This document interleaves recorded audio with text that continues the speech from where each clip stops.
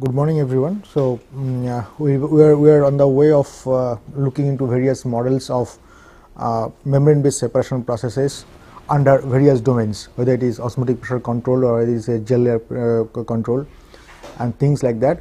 And in the last class, what we did, we just looked into the the modeling part of gel layer control filtration. So, we divided the whole exercise into two parts. One is the steady state part, another is the transient part, then hooked it up with the steady state, and finally we looked into various parameters of the gel layer control filtration model, which is basically mimicking the cake filtration model, and how to evaluate these various parameters almost independently compared to an actual experiment. Okay, now in today's class we will be first, there are two parts. We will be looking into we just look into other models which will be basically used to overcome the shortcoming of the film theory, and then we will be going to the design of the modules, and I will let you know that means what is so important about the design of the module and why we are going to do once again for this part. Now, let us look into the just have a brush up of shortcomings of film theory.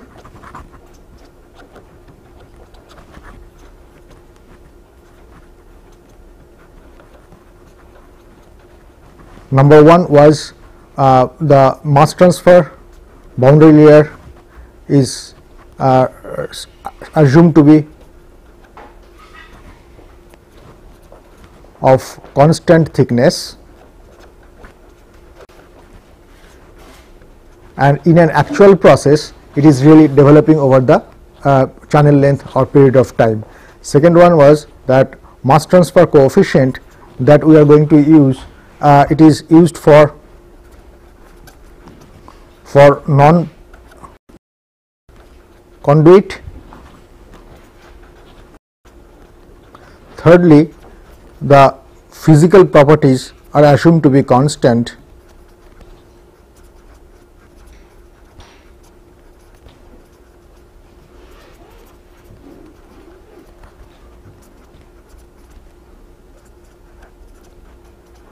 On the other hand, the physical properties like the chemical physical properties like diffusivity, viscosity and density, they are functions of concentrations, and among these three the viscosity is the strongest function of concentration. Now, we have seen how this mass transfer boundary layer, the developing mass transfer boundary layer will be taken care of in a two-dimensional model. So, we have already done that.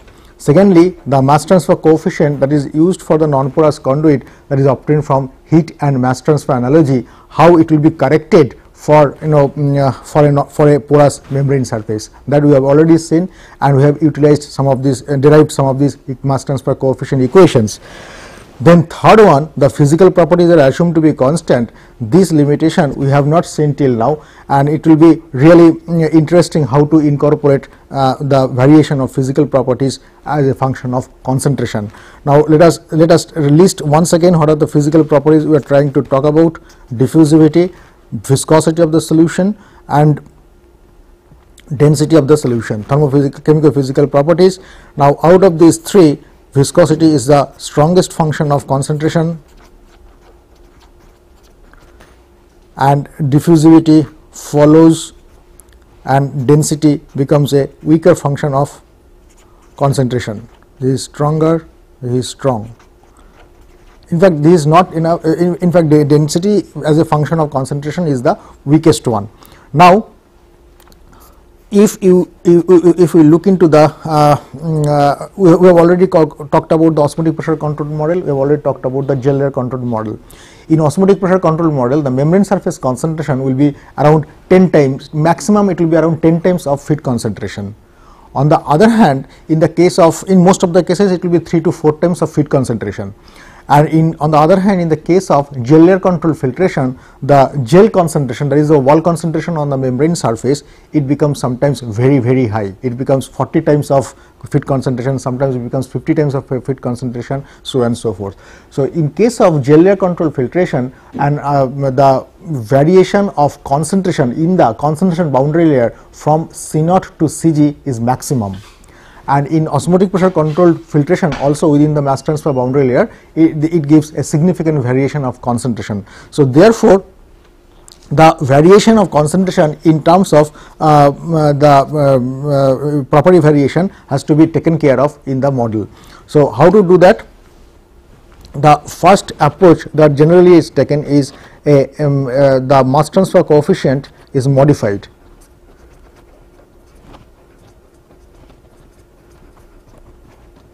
Coefficient is modified, and what is the modification? The modification is an empirical factor is generally incorporated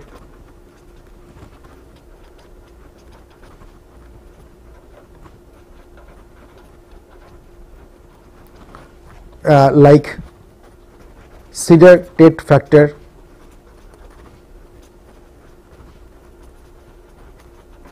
in heat transfer. So what is the variation? The variation is the Sherwood number. This becomes 1.85 Reynolds Smith d by L raised to the power 1 upon 3.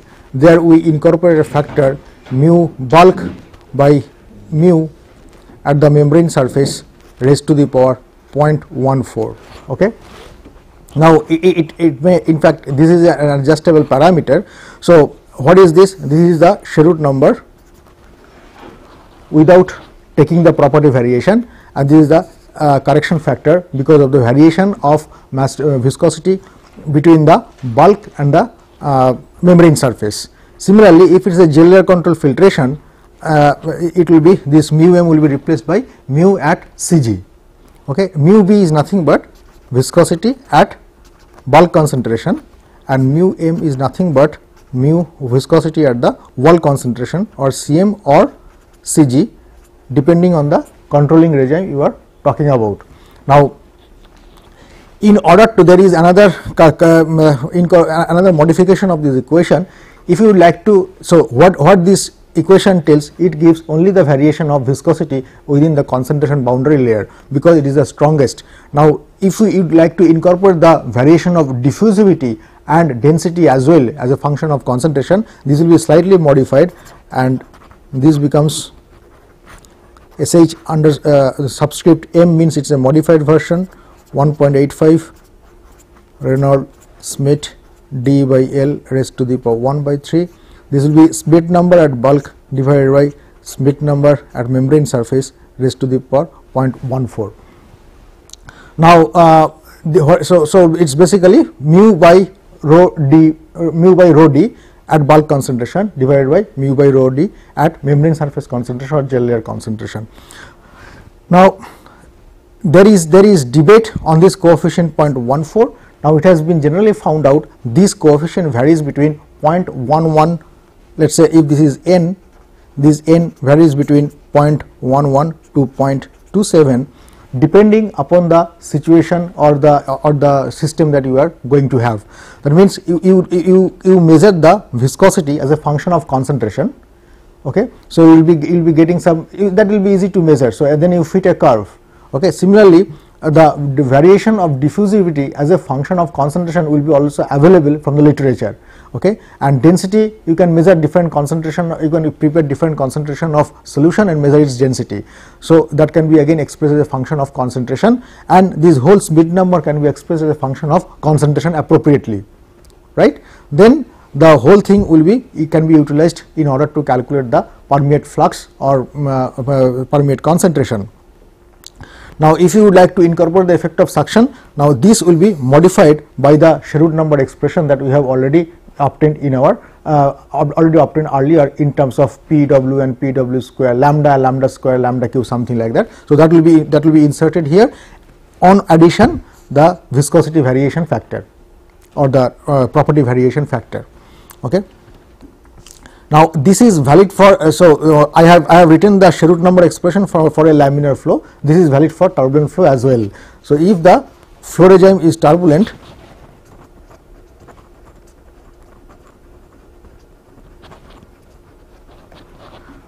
the Sherwood modified becomes 0.023 Reynolds Smith dE by L raised to the power 1 upon 3 divided by Schmidt of bulk, Schmidt at membrane surface raised to the power n. Okay, so this is an empirical approach. Empirical approach to take care of property variation because of the concentration variation within the mass transfer boundary layer. Now, there are fundamental approaches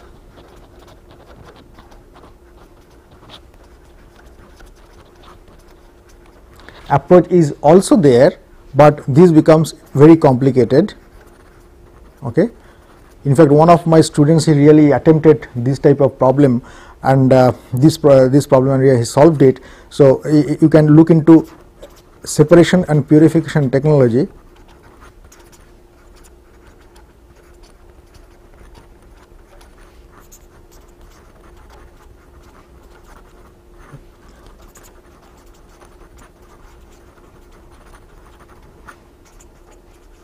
Bhattacharya et al. And just give this search, it will the article will come, and you can just read the article, download the PDF and go through the article, then you will understand what it can be done. If you incorporate, if you would like to try to incorporate the variation of property from the very fundamental, from the first principles.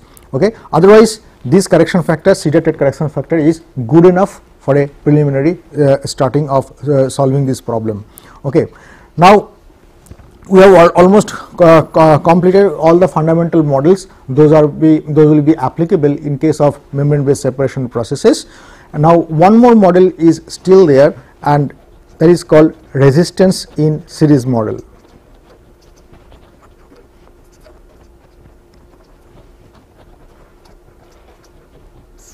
Okay. So, in this case, it is assumed that all the resistances are in series. For example, if you have a membrane there, so the whole thing is looked as if there are all the resistances are put in series, and it's a series circuit. It is a membrane surface membrane hydraulic resistance. Then you will be having a gel layer type resistance. Okay, a gel layer is formed, so it is Rg, and over and above you will be having a boundary layer, concentration boundary layer formation, and that resistance we assume as RBL.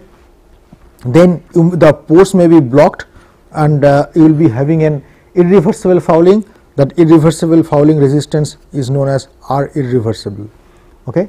Then it is assumed that the permeate flux, that is J, we have indicated as J. J is nothing but the driving force divided by all the resistances.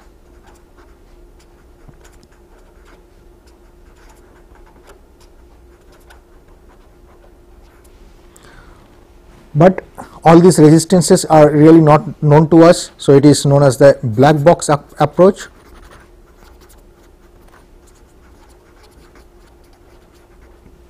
What can be done? We can independently evaluate the value of membrane resistance. We can independently evaluate the irreversible resistance, and we can independently evaluate the gel layer resistance, but we do not know what will be the value of boundary layer resistance under the different operating conditions.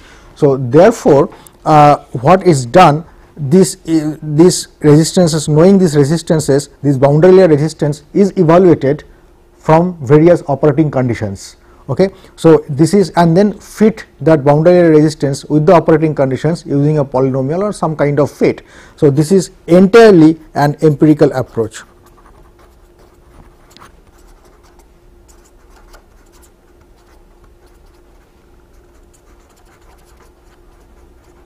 Hence, there is lack of fundamental principles involved in this type of modeling, but why we are doing that? These models are sometimes very useful or handy when we are going to test or model a situation when we are using an industrial effluent.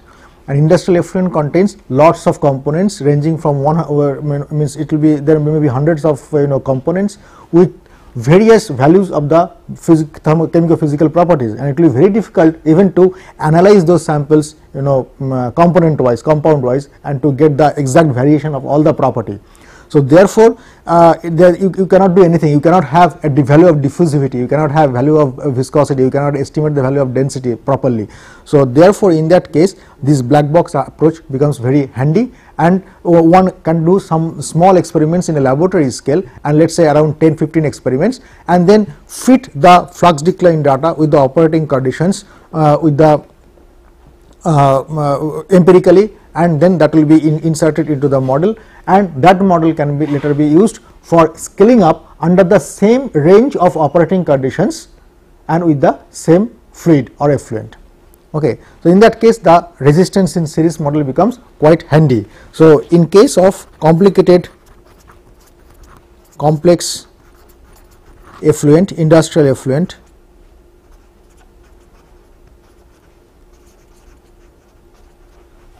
this becomes handy, and then this may be used in for a prediction of the system performance.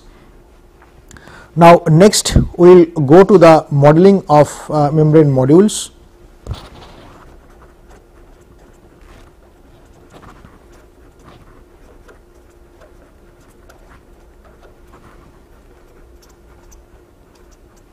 Now, let us say what are these modules? Modules are nothing but the housing of the membrane system.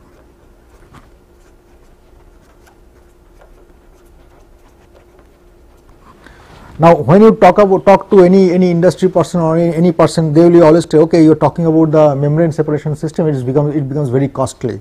The point is, membranes are not very costly. 1 square feet of a good membrane is only about 70 rupees or 80 rupees, or let us say around 100 rupees in India. Okay, in fact, that is a very good quality membrane, but the point is the housing of the membrane it becomes very costly, and that is there comes the modules. So, you can have the plate and frame module, different types of modules, plate and frame, you can have spiral wound, you can have hollow fiber, you can have tubular.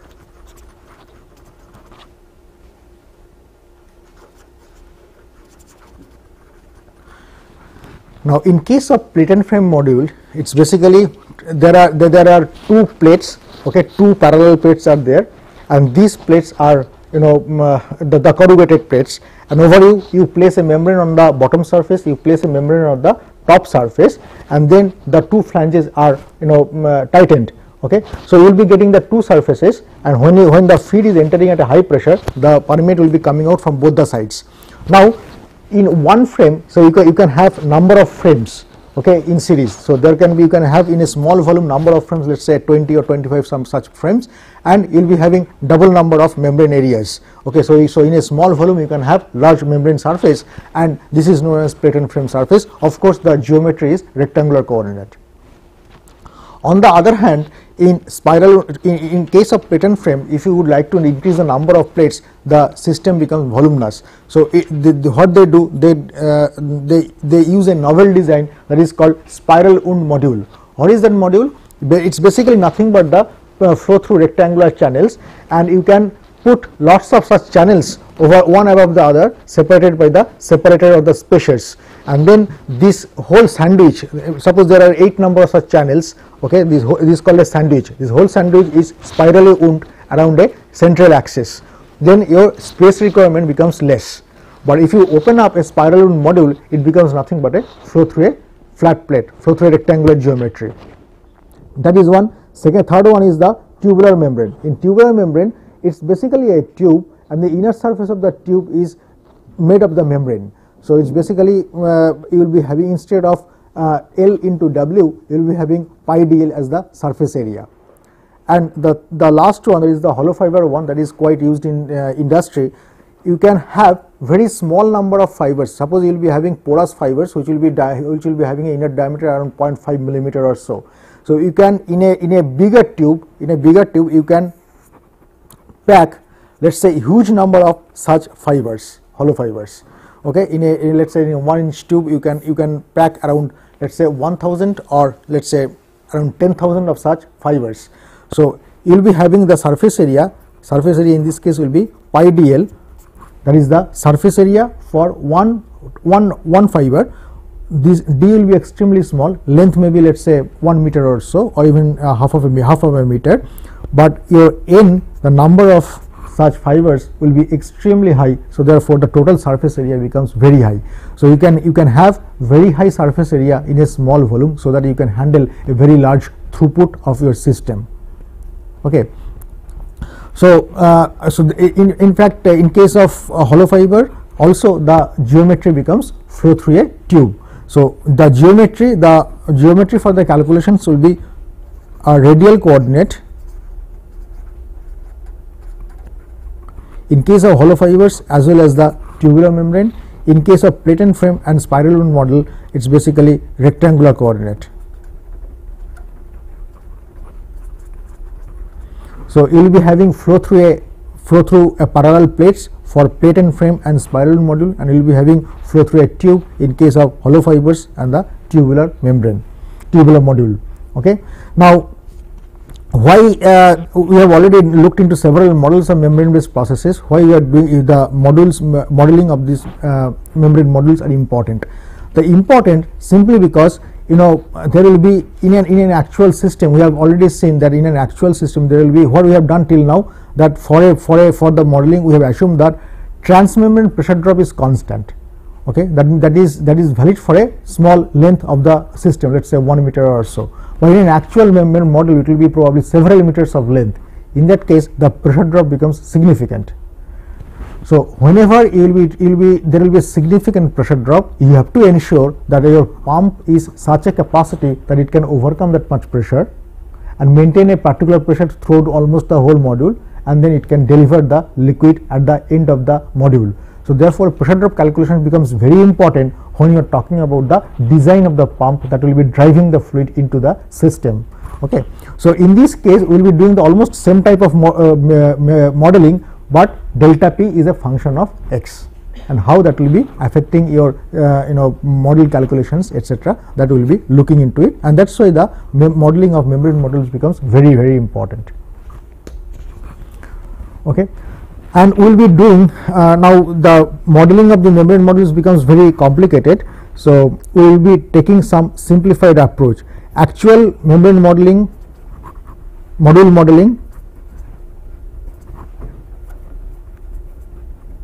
modeling should be 2-dimensional or even 3-dimensional in some cases, but that will be entirely out of scope of this course because that requires numerical simulation. What we will be doing? We will be doing simplified versions.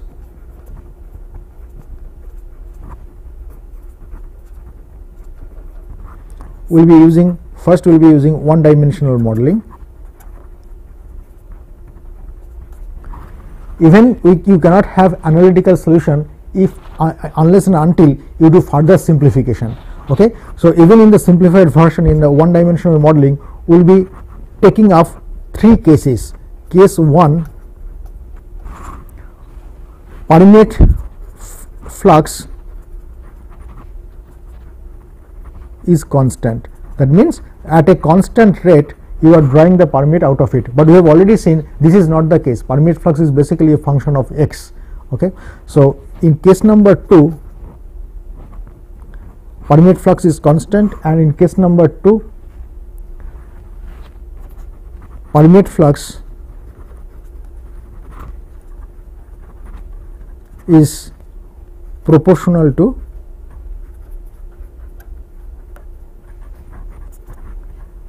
transmembrane pressure drop.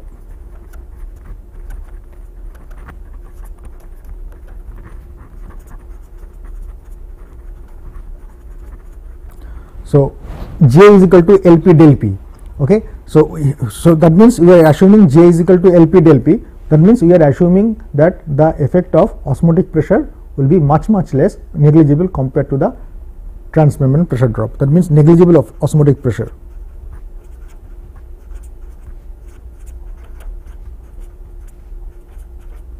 And case number 3 will be case 2, but osmotic pressure difference is significant. Okay. So, even in this we will be doing a one dimensional modeling, and in case number 1 and case number 2 we will be getting the analytical solution. For case number 3 we will not be getting an analytical solution, you have to go for the numerical simulation for this case. So, basically what we are doing, if you look into case number 1, 2 and 3, we are basically increasing the complexities of the model and trying to and approaching a more realistic model. So, case number 3 is a more realistic model in under one dimensional, but if you really go the actual model modeling, that goes for the 2-dimensional calculations, and that becomes entirely numerical from the very beginning. Okay. So, what we will be doing case 1, 2 and 3, so that the increasing complexities of the can be incorporated into the modeling, and we will see how that will affect the system performance. Okay. So, case 1,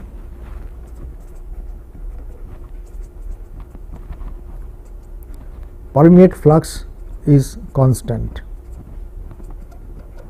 Okay. And we will consider in first case we will consider the flow is through a rectangular conduit.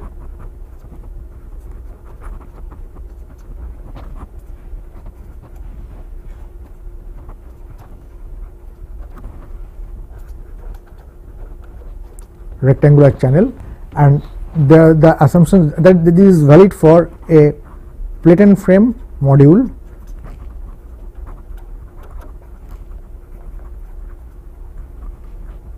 or a spiral wound module.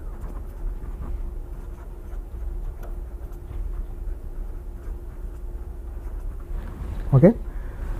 Now, there are several assumptions are involved in this modeling. Let us first list down all the assumptions. Number 1, flow is steady.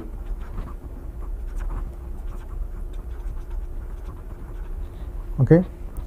Secondly, no concentration build up over the membrane surface.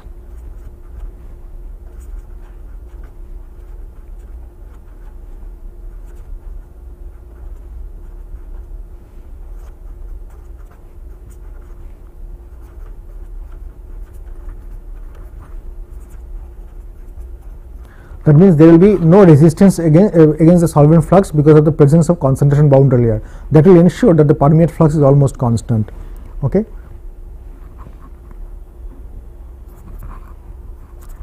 Permeation rate is much less than the bulk velocity. That means if your bulk velocity will be around 1 meter per second, the permeate velocity will be in the order of 10 to the power minus 6 meter per second. So, it will be that really happens there, and the flow regime is laminar.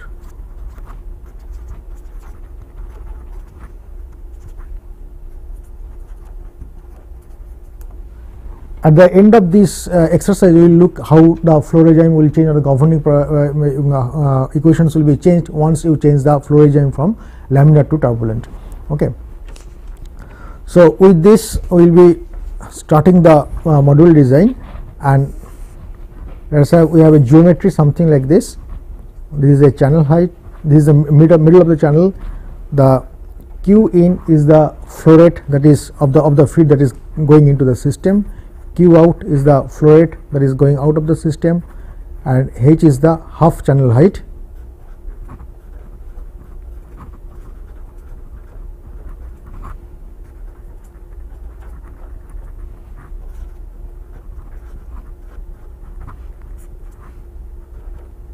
In and outlet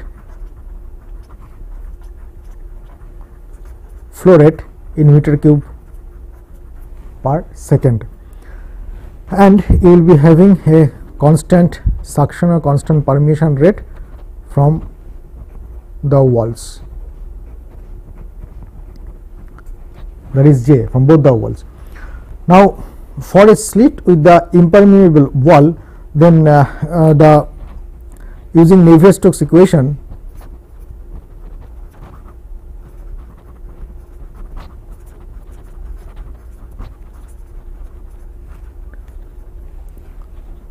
you can calculate that Q is nothing but 2 h cube by W divided by 3 mu minus dp dx. Okay, so this comes from the Navier-Stokes equation. If you solve the equation of motion, this is the flow rate where W is the width of the channel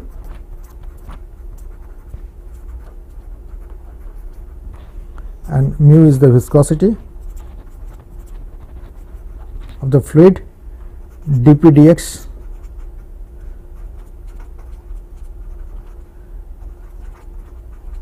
is pressure gradient. This is the absolute pressure that is present in the channel. Now, this equation, let us look into this equation. There is a limitation of this equation as far as the present case is concerned.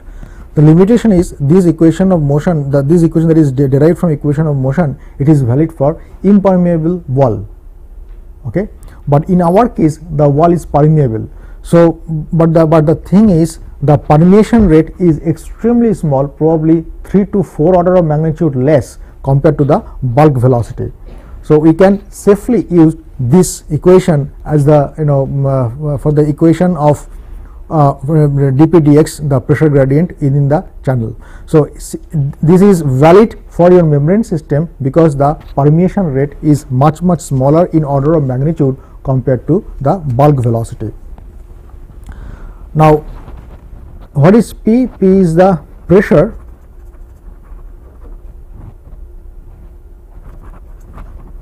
at any location in the feed site, in the feed channel, right? But what is the transmembrane pressure drop? We require a transmembrane pressure drop to use the Darcy's law.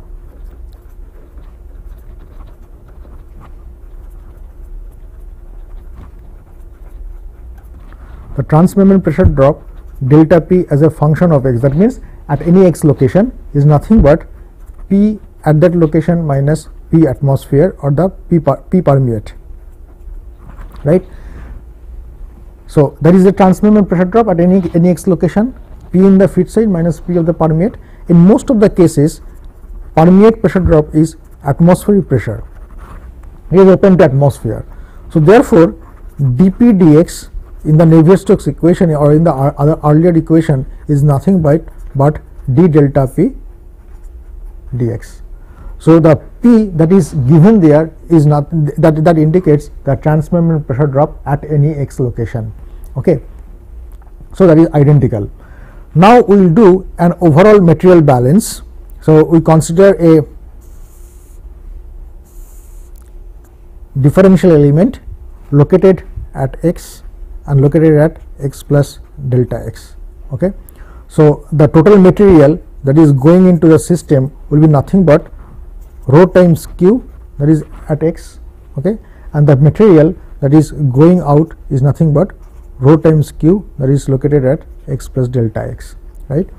And the material that is going out from the wall, that means the permeable wall, will be nothing but rho times rho permeate multiplied by j times, this is dx, right, this length is dx. So, j times 2w dx. Okay. So, this rho p is basically nothing but rho water, it is almost clear water, and j times 2, and j is nothing but meter cube per meter square second, and this is the meter square w times dx of this differential element, and there are two surfaces. So, one from the bottom and one from the top. So, therefore, this factor 2 is coming. So, this gives you the total material that is coming out of the wall. Now, if you do a material balance at the steady state, let us see what you get.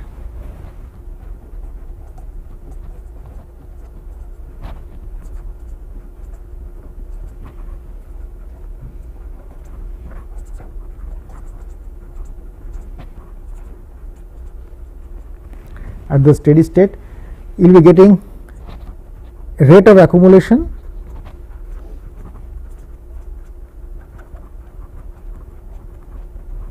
is nothing but rate of material in, rate in minus total material, rate of material that is going out plus generation if there are any, minus rate of consumption. if there are any. And in our case, there is no generation, there is no consumption, there is no accumulation also, because it is a steady state. So you will be getting rho at q at x minus rho at multiplied by q x plus delta x minus rho p j rho p j 2 w dx, that is the area, should be equal to 0. Now we assume that as we have already discussed, that density is the weakest function, has the weakest functionality with respect to concentration, and we assume that the density of the fluid as well as the permeate are more or less equal. So under that case, you can have this equation, you just multiply it this by delta x. So this becomes q x plus delta x minus q at x divided by dx is nothing but delta x is equal to 2 w j with a negative sign. So what is this? This is the left hand side is nothing but dq dx, right. So we get the governing equation of flow rate as a function of x, how it is changing. So dq dx is nothing but minus 2 w j. So that is the governing equation of the flow rate as a function of x.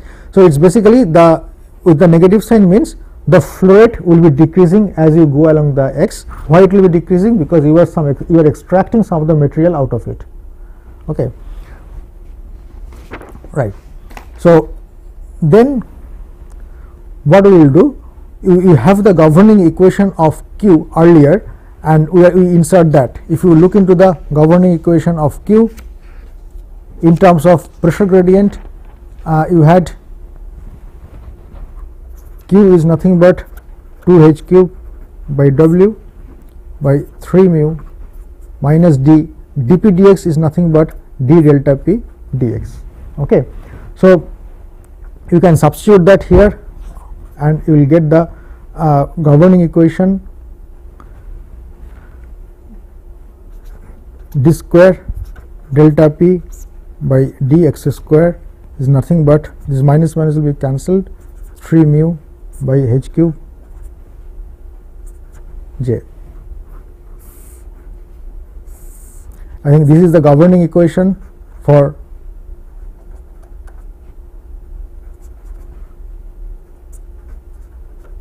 transmembrane pressure drop along the length of the module. Now you will be having, so what is this? If j is constant, for this particular case we are considering j is constant. So mu is a property which is assumed to be constant, h is the dimension. So we assume, so the right, according to our assumption, the right hand side becomes a constant. Okay, so therefore this equation has to be solved, and it is very easy to solve this equation, and one can have so you require two boundary conditions to solve this equation. The first boundary condition will be at x is equal to 0, your delta p will be nothing but delta p in. Okay, and what will be the other boundary condition? The other boundary condition will be obtained from the definition of q. How is that? If you rearrange this equation, this becomes actually you do not know what is the value of delta p and x is equal to L, because basically that is the objective of this exercise. What is the delta p at the x of the L? That means at the end of the module, so that you can estimate what is the total pressure drop over the full length. So that you can accordingly you can design a pump so that the flow rate will be maintained or the pressure will be maintained inside the thing. But you require to have one more boundary condition. So one more boundary condition must be coming from x is equal to 0. So what is the boundary condition? That will be obtained from this definition.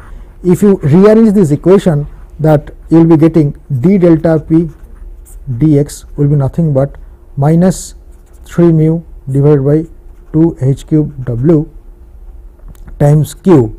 Okay, and at x is equal to 0, the right hand side, in this case the Q will be nothing but Q in. Okay. So again, this is an example, the second boundary condition is an example of a physical boundary condition. Okay. So since the initial conditions, the flow rate is known to you at the inlet of the module, one can define the gradient of pressure at that particular point from the definition of this Q. Okay. So using these two boundary conditions, one can solve this equation and get the relevant expression of the pressure drop. As we have discussed earlier, since the right hand side is totally constant in this particular case, this becomes the response or the pressure drop profile will be a linear one. Will be after one integration it becomes linear, and after second integration it will becomes quadratic. So finally you will be getting a quadratic pressure drop expression.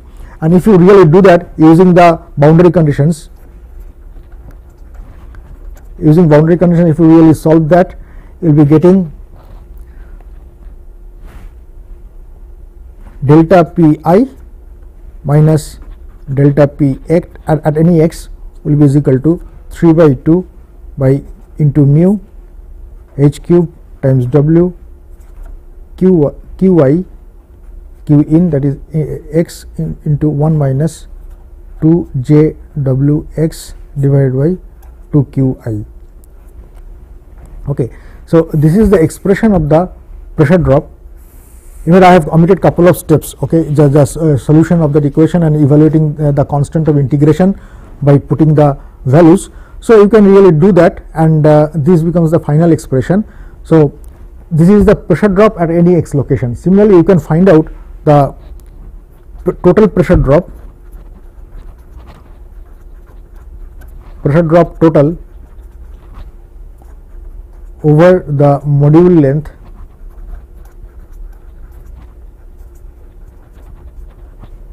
L is nothing but delta Pi minus delta PL, okay, is equal to 3 by 2 mu h cube by w q in times L 1 minus 2 j w L divided by 2 qy. J is meter cube per meter square second, W becomes the total area, so it becomes meter cube. So this gives an idea why it is multiplied by 2 on both sides, because twice JWL is the total amount of permeate that you are getting from, and what is the input? Input is QI. From QI meter cube per second, you are recovering 2 JWL meter cube of permeate. So that gives some kind of definition of fractional permeate recovery. And delta Pi initial pressure minus, so delta Pi is nothing but Pi minus P atmosphere, and delta PL is nothing but P at L minus P atmosphere. So P atmosphere will be cancelled out. So this quantity really gives the pressure drop across the module. Okay, and if you remember, this whole thing becomes the delta P if you have J is equal to 0. Okay, so that is the definition of Navier-Stokes equation, minus 1 minus F by 2.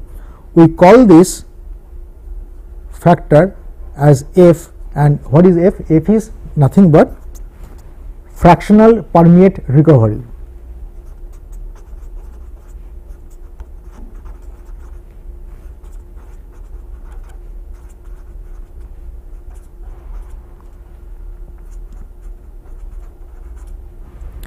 This is very important. That means if you are going to design a module, it is very important how much material you are feeding into the system. Suppose I am feeding into the system 100 meter cube per second in that rate, let us say, that is Q in.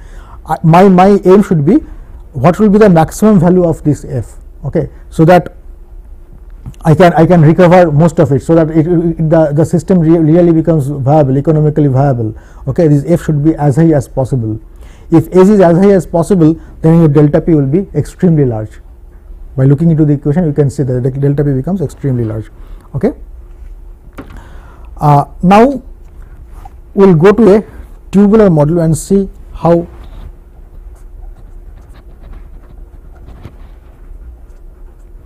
the system can be modified. In case of tubular model, we do the same type of analysis.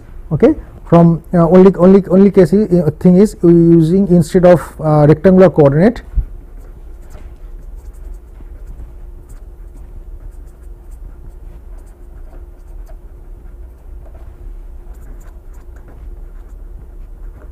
coordinate system, we go for the radial coordinate system.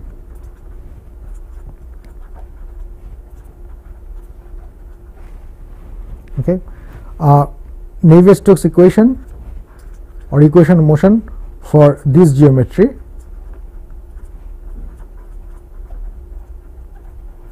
gives you Q is equal to pi r to the power 4 divided by 8 mu minus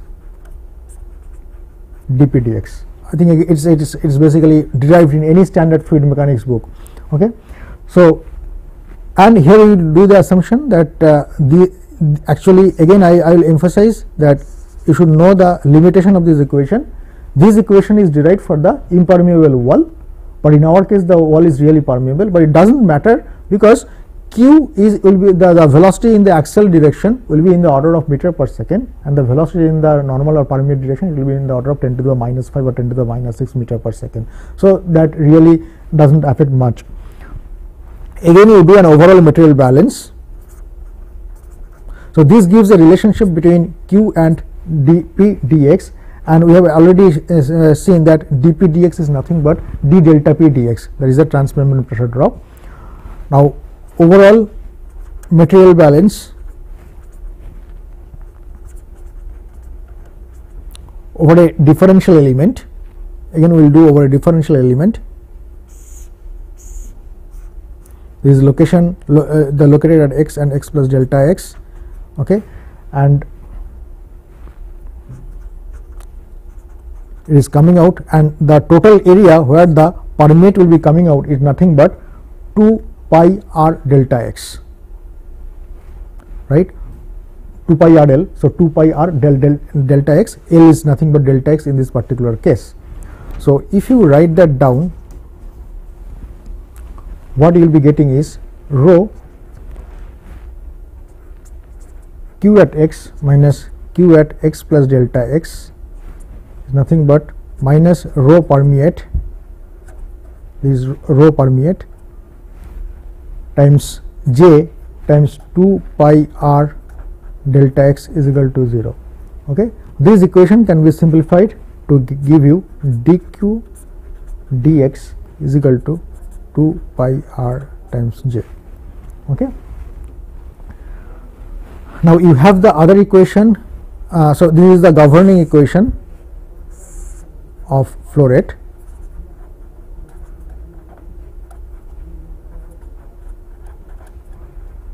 So you will be having, if the flow rate is decreasing because there are suction on the wall. Okay, physically it signifies that. Now this can be connected. So so if you look into the expression of Q, pi r to the power 4 divided by 8 mu minus d delta p dx. I am just expressing dp dx by d delta p dx because they are identical. Okay, now these two can be connected. How these two will be connected? You just take the differentiation, make the differentiation of this equation both sides with respect to x. Okay, and the left hand side dq dx, just substitute the value of 2 pi rj there. So that way you will be getting the governing equation of delta p, right. So you differentiate this equation with respect to x, dq dx is nothing but pi r to the power 4 8 mu minus d square delta p dx square, then equate these two. If you do that, what you will be getting is that d square delta p dx square is nothing but 16 mu over r cube times j.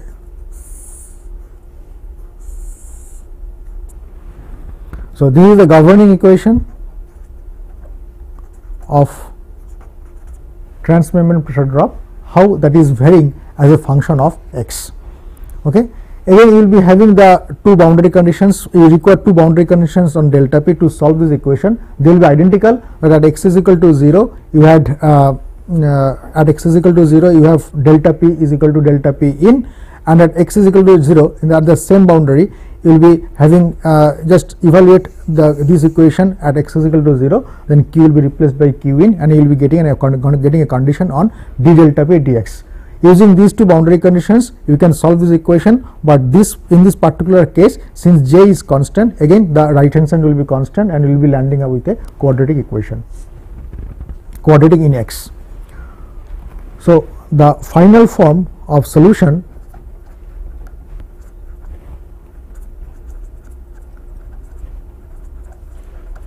pressure drop becomes delta p I minus delta p at the location x is nothing but 8 over pi mu r to the power 4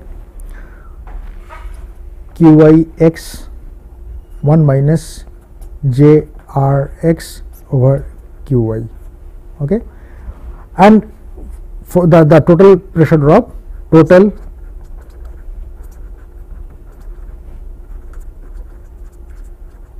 axial pressure drop across the module becomes delta p I minus delta p L is equal to 8 over pi mu by r to the power 4 qi times L 1 minus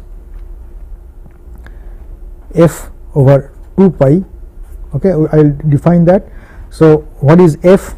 F is nothing but fractional recovery of the feed.